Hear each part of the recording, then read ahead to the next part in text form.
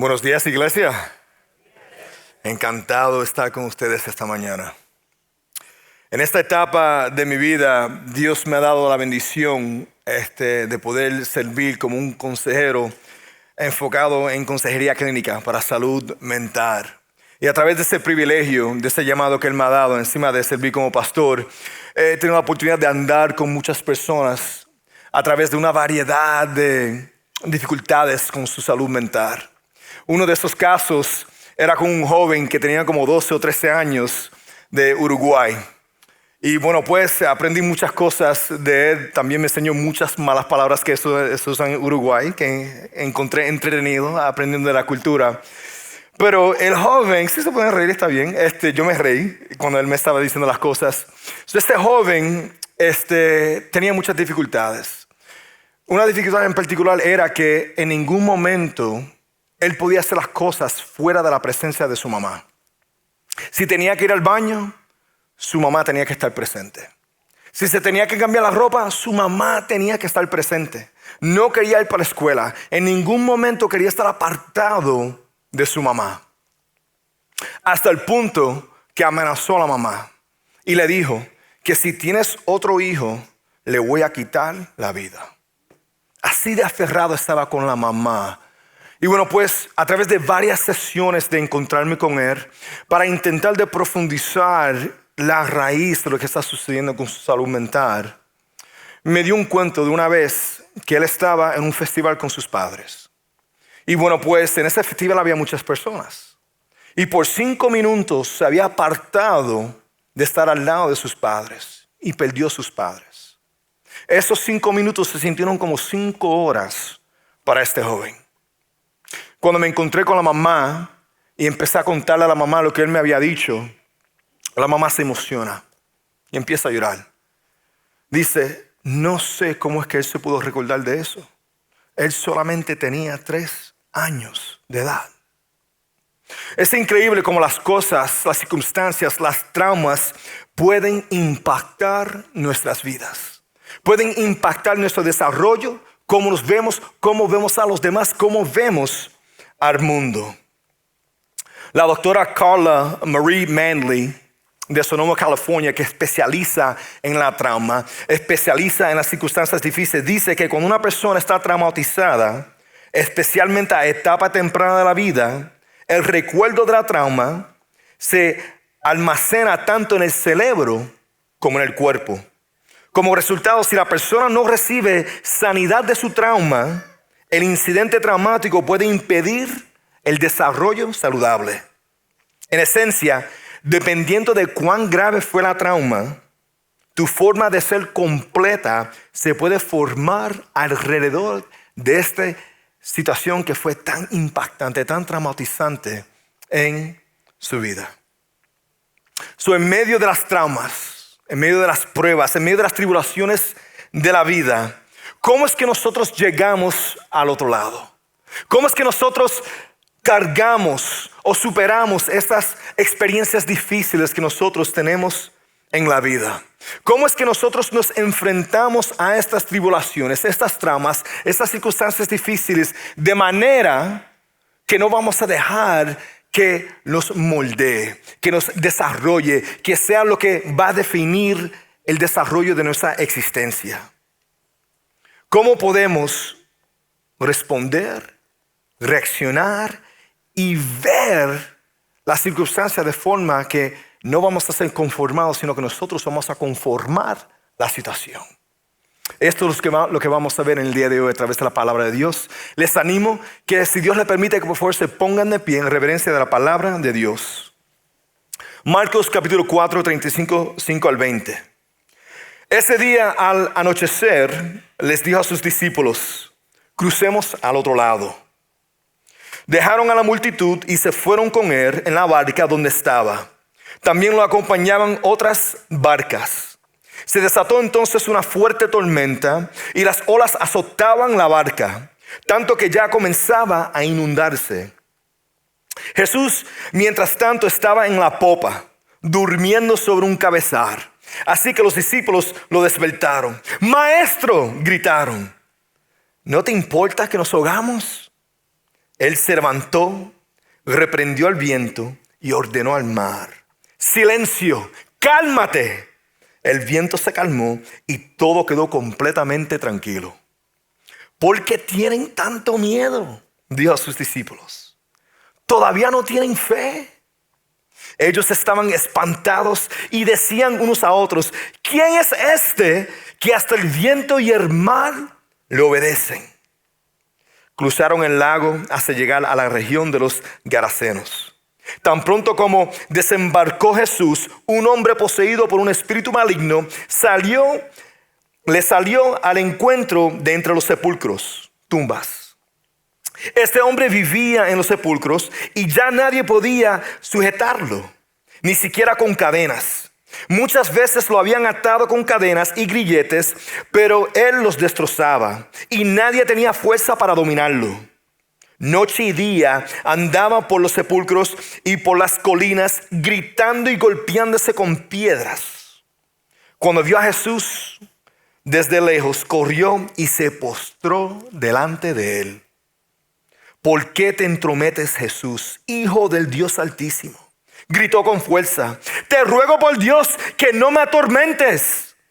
Es que Jesús le había dicho: sal de este hombre, espíritu maligno. ¿Cómo te llamas?, le preguntó Jesús. Me llamo Legión, respondió, porque somos muchos. Y con insistencia le suplicaba a Jesús que no los expulsara de aquella región.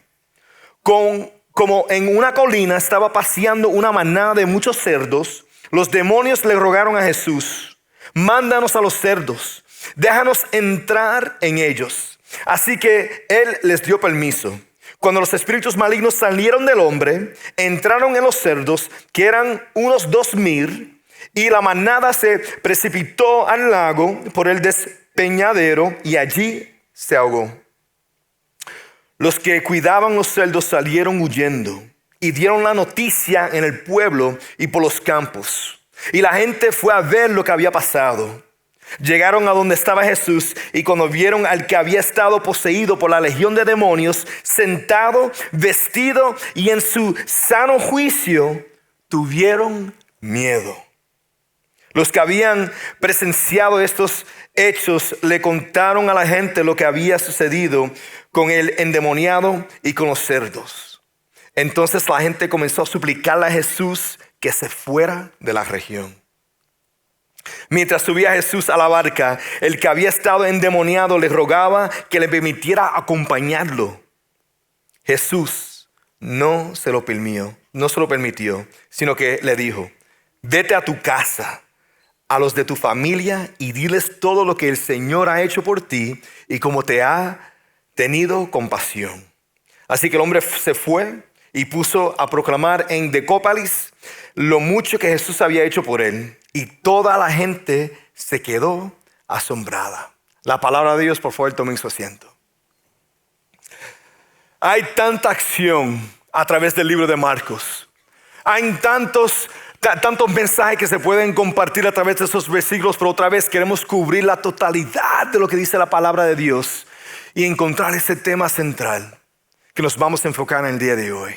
Y ese es cómo es que nosotros tratamos con estas tramas, estas tribulaciones, estas pruebas, de manera que nosotros no permitimos que nos conforme, si nosotros conformamos a esas tribulaciones, a esas dificultades, a esas traumas.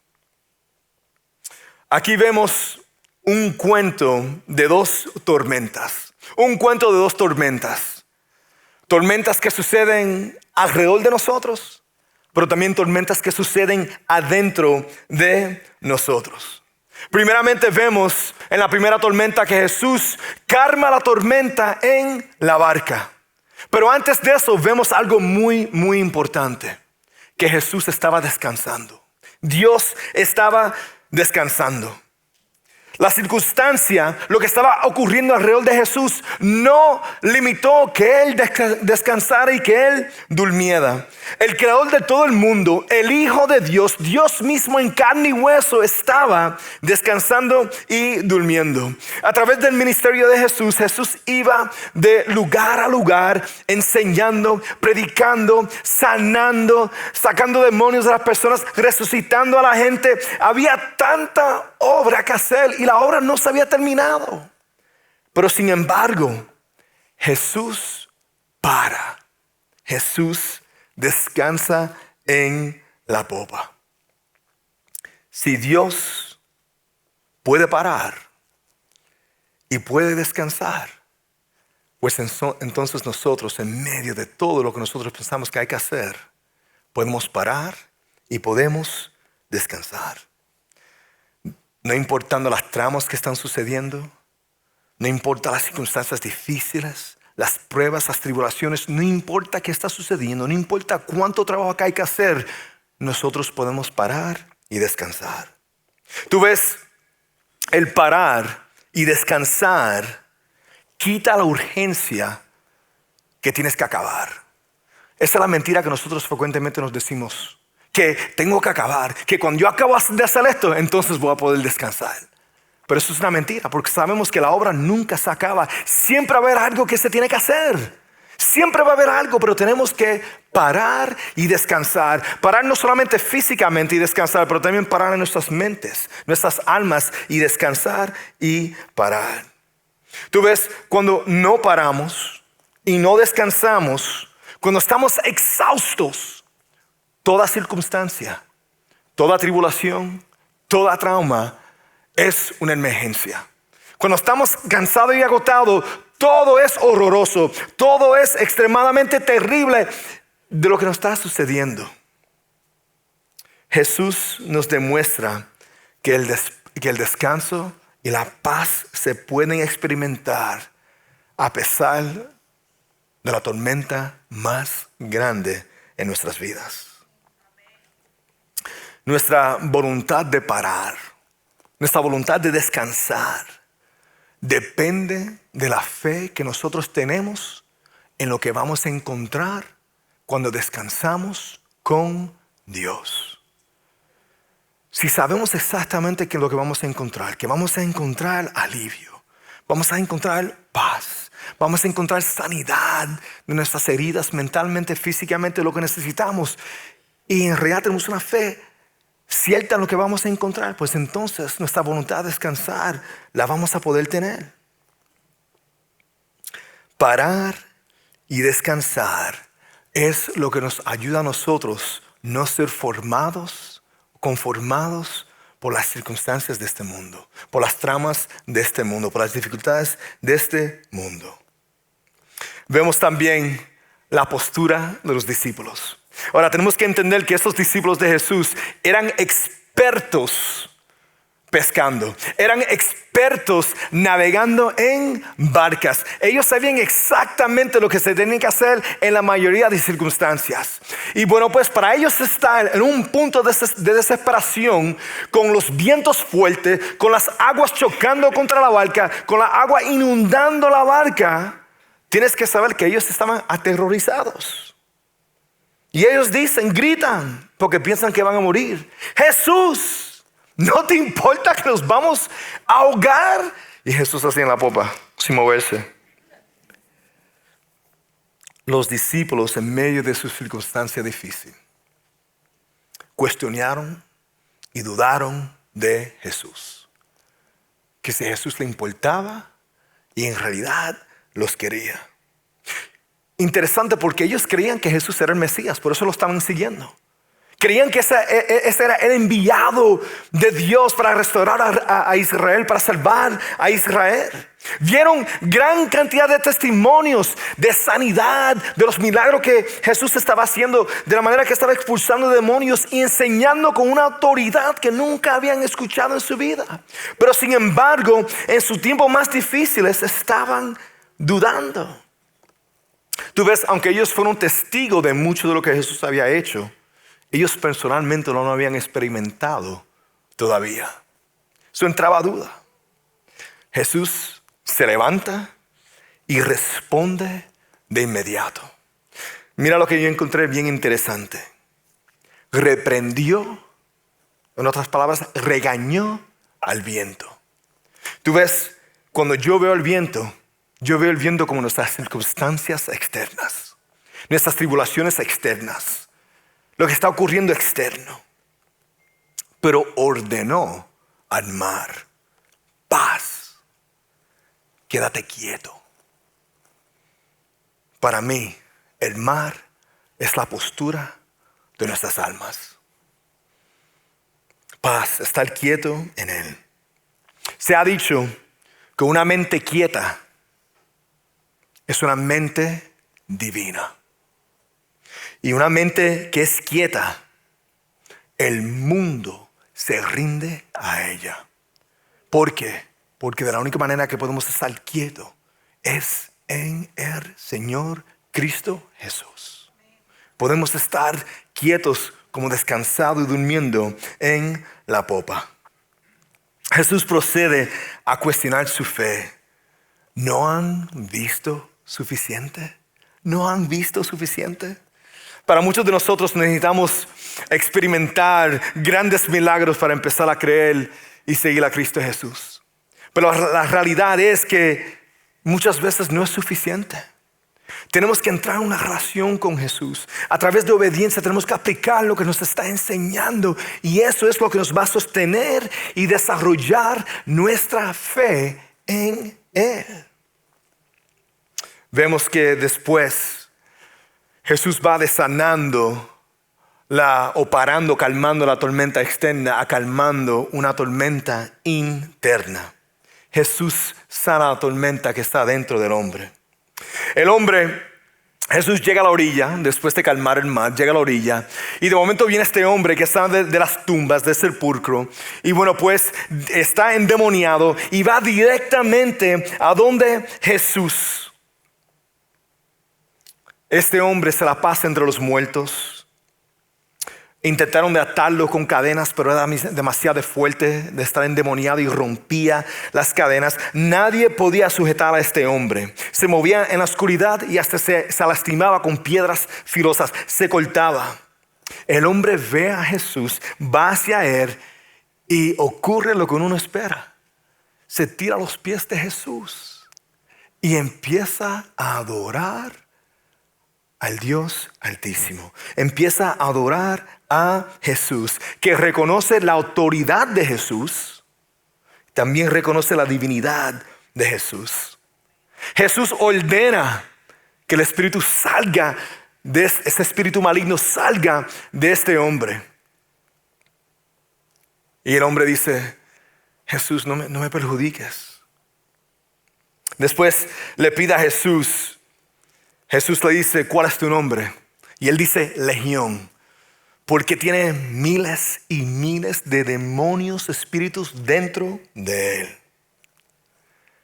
Interesante que le pida a Jesús permiso. Le dice, por favor, viene una manada de cerdos y dice, permítenos entrar ahí, no nos botes de aquí. Jesús le da permiso. Y ellos entran a esa manada de cerdos y después la manada de cerdos va y básicamente se ahogan. Vemos dos tormentas. Vemos dos respuestas de Jesús de calmar y controlar la situación. No solamente externo, pero también interno. Pero la demostración del poder de Jesús no da el resultado que nosotros hubiéramos esperado. En las dos tormentas Jesús revela la realidad de quién Él es. Él no solamente es Mesías, Él es Dios. Lo revela claramente. Jesús demuestra poder y autoridad sobre la creación, sobre la naturaleza quebrantada, sobre las fuerzas de espíritus malignos que le piden a Él permiso para hacer lo que ellos quieran hacer. Nadie pudo con este hombre endemoniado. Sin embargo, adora a Jesús. Estos demonios se someten a Él, lo reconocen como Dios. y no pueden obrar en maldad a menos que Jesús lo permite. Mira la autoridad y el poder en el nombre de Cristo Jesús. No hay ninguna maldad que tenemos que temer, porque hay poder en el nombre de Cristo Jesús. Cuando decimos esto, estos son los principios y ejemplos y testimonios que nos tenemos que recordar y aferrarnos en medio de esas circunstancias difíciles, de esas traumas, de esas tribulaciones, que sentemos una presencia que es maligna. Mira la reacción de los testigos. En la barca, en vez de estar agradecidos los discípulos, tú te hubieras pensado que cuando Él calmó todo iban a estar agradecidos, que iban a bendecir a Dios, que iban a adorar a Dios, que iban a recibir paz porque vieron que Jesús no solamente hace milagros para los demás, pero también para sus discípulos. Pero no respondieron de esa manera. Los discípulos quedaron espantados de la demostración del poder de Cristo Jesús en esta manera, hasta el punto de cuestionar la identidad de Cristo Jesús, no adorarlo. Dicen: ¿quién es este que hasta el viento y el mar lo obedece? ¿Quién es este? Están dudando de quién Él es. También vemos en la orilla del mar, en vez de este pueblo de gerasenos de estar agradecidos, ellos agradecidos porque ahora no hay, la maldad ya no está ahí, ya no va a haber este hombre que los va a perjudicar a ellos, ya no va a haber esta fuerza maligna de más de miles de legiones de espíritus malignos que quieren poseer a las otras personas. En vez de estar contentos de eso, ellos están más preocupados por las cosas de este mundo. Ellos están preocupados por el negocio de cerdos que perdieron, porque hay 2,000 cerdos, semanas de cerdos que ya no pueden usar para vender y obrar. En vez de adorar a Cristo Jesús por la liberación que Él permitió al hombre y su demostración de poder como Dios, le dicen a Él que se vaya, que se vaya.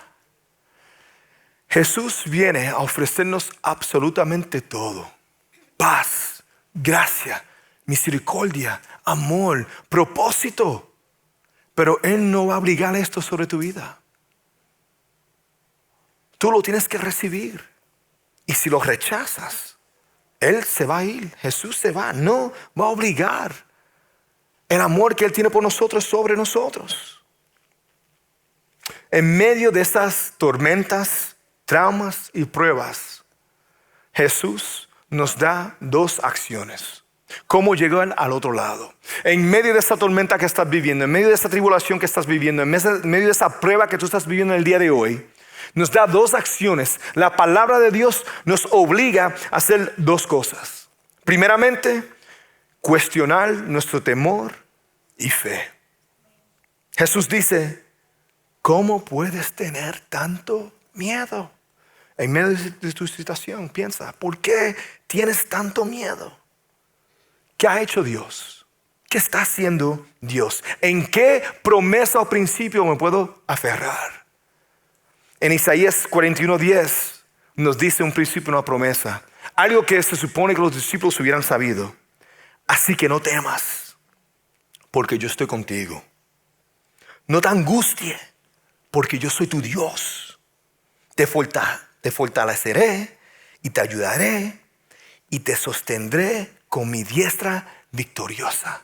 No me importa lo que estás viviendo. Te puedes aferrar a esta promesa. Esto es verdad. Él está contigo. No te tienes que angustiar. No tienes que temer. Serás victorioso en Él. ¿Dónde está tu fe? Te pregunto hoy, ¿dónde está tu fe? En medio de lo que estás viviendo, ¿dónde está tu fe? ¿Cómo es que tu fe está informando lo que estás viviendo? Salmo 112, 6 al 8. El justo será siempre recordado. Somos justos en Cristo Jesús, para la vida, muerte y resurrección de Cristo Jesús. Ciertamente nunca fracasará. No temerá recibir malas noticias. Su corazón estará firme, confiado en el Señor. Su corazón estará seguro, no tendrá temor y al final verá derrotados todos tus adversarios. Que en Cristo Jesús tienes victoria, no hay que preocuparnos de absolutamente nada. Yo no voy a permitir que las circunstancias, las pruebas, las tormentas me vayan a conformar a mí. No, yo voy a estar quieto y conformarlos a ellos. Estas son las promesas y principios, solamente 2 de ellos. Hay muchos más que nos permiten tener confianza, seguridad y certeza. Jesús nos dice una segunda cosa: diles todo lo que el Señor ha hecho. Tú ves, el hombre endemoniado ahora quería seguir a Jesús, quería ir con Jesús, pero Jesús te dijo: no, vete para atrás y cuéntale a todo el mundo la misericordia, la compasión que yo he tenido contigo. O sea que Él quiere que nosotros vayamos a calmar la tormenta a las otras personas, dando testimonio de la obra que Dios Jesús ha hecho en nuestras vidas. No solamente recibir que Jesús nos da, pero compartir lo que Jesús nos da. La mayor trauma, prueba y tribulación la experimentó Cristo Jesús en la cruz del Calvario. No hay nada que tú puedas experimentar o vivir en tu vida que Jesús no ha experimentado o ha vivido. Pero no solamente eso, Él conquistó la muerte. Él conquistó toda prueba, toda trauma, toda tribulación que tú te puedas imaginar. Y si Él lo conquistó en la cruz del Calvario, pues Él lo puede y va a conquistarlo a través de ti. ¿Estamos claros? Romanos 8:28 dice: ahora bien, sabemos que Dios dispone todas las cosas para el bien de quienes lo aman, los que han sido llamados de acuerdo con su propósito. Dios, Jesús, lo usa absolutamente todo. Quiero cerrar con esta idea. Estuve hablando con mi supervisora clínica y estuvimos hablando de nuestro trasfondo historial. Y ella estaba compartiendo que ella está agradecida por la manera que Dios ha usado la trauma, las pruebas y las tribulaciones de su vida, porque ha desarrollado un corazón de gratitud en su alma. También ha permitido que ella sea resistente, o sea, que pueda sostener y superar muchas circunstancias. Pero no solamente eso, tiene una postura reconociendo que no se le debe nada, porque ella tiene todo lo que ella necesita en Jesús.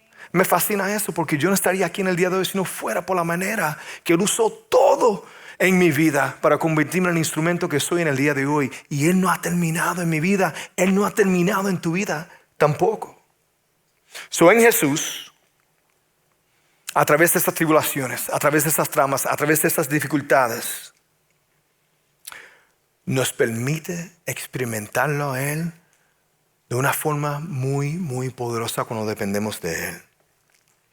A través de esas tribulaciones, de esas traumas, de esas dificultades, nos da la oportunidad de fortalecer nuestra fe porque ponemos en práctica lo que Él nos está enseñando.